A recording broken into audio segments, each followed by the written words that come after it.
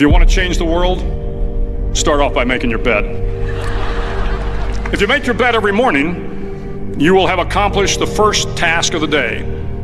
It will give you a small sense of pride, and it will encourage you to do another task, and another, and another. And by the end of the day, that one task completed will have turned into many tasks completed. Making your bed will also reinforce the fact that the little things in life matter. If you can't do the little things right, you'll never be able to do the big things right. And if by chance you have a miserable day, you will come home to a bed that is made, that you made. And a made bed gives you encouragement that tomorrow will be better. To pass SEAL training, there are a series of long swims that must be completed. One is the night swim. Before the swim, the instructors joyfully brief the students on all the species of sharks that inhabit the waters off San Clemente. They assure you, however, that no student has ever been eaten by a shark, at least not that they can remember. But you are also taught that if a shark begins to circle your position, stand your ground. Do not swim away. Do not act afraid. And if the shark, hungry for a midnight snack, darts towards you, then summons up all your strength and punch him in the snout, and he will turn and swim away.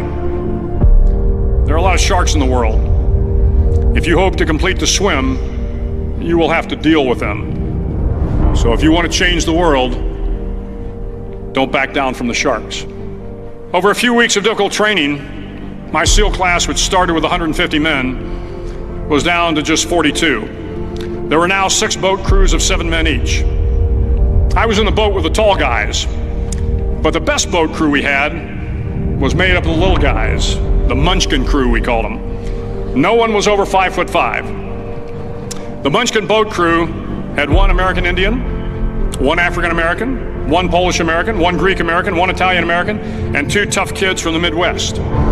They out-paddled, outran, and outswam all the other boat crews. The big men in the other boat crews would always make good-natured fun of the tiny little flippers the Munchkins put on their tiny little feet prior to every swim. But somehow these little guys from every corner of the nation and the world always had the last laugh, swimming faster than everyone and reaching the shore long before the rest of us. SEAL training was a great equalizer.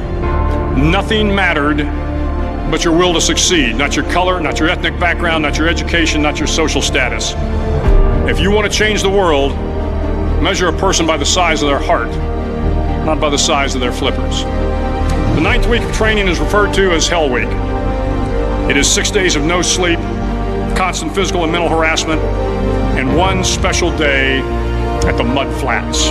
The Mud Flats are an area between San Diego and Tijuana where the water runs off and creates the Tijuana Sloughs, a swampy patch of terrain where the mud will engulf you. It is on Wednesday of Hell Week that you paddle down in the Mud Flats and spend the next 15 hours trying to survive the freezing cold, the howling wind, and the incessant pressure to quit from the instructors. As the sun began to set that Wednesday evening, my training class, having committed some egregious infraction of the rules, was ordered into the mud. The mud consumed each man till there was nothing visible but our heads. The instructors told us we could leave the mud if only 5 men would quit. Only 5 men, just 5 men, and we could get out of the oppressive cold. Looking around the mud flat, it was apparent that some students were about to give up. It was still over 8 hours till the sun came up. 8 more hours of bone-chilling cold. The chattering teeth and the shivering moans of the trainees were so loud, it was hard to hear anything. And then one voice began to echo through the night. One voice raised in song. The song was terribly out of tune, but sung with great enthusiasm. One voice became 2, and 2 became 3, and before long, everyone in the class was singing. The instructors threatened us with more time in the mud if we kept up the singing, but the singing persisted, and somehow the mud seemed a little warmer, and the wind a little tamer, and the dawn not so far away. If I have learned anything in my time traveling the world, it is the power of hope. The power of one person, a Washington, a Lincoln, King, Mandela, and even a young girl from Pakistan, Malala.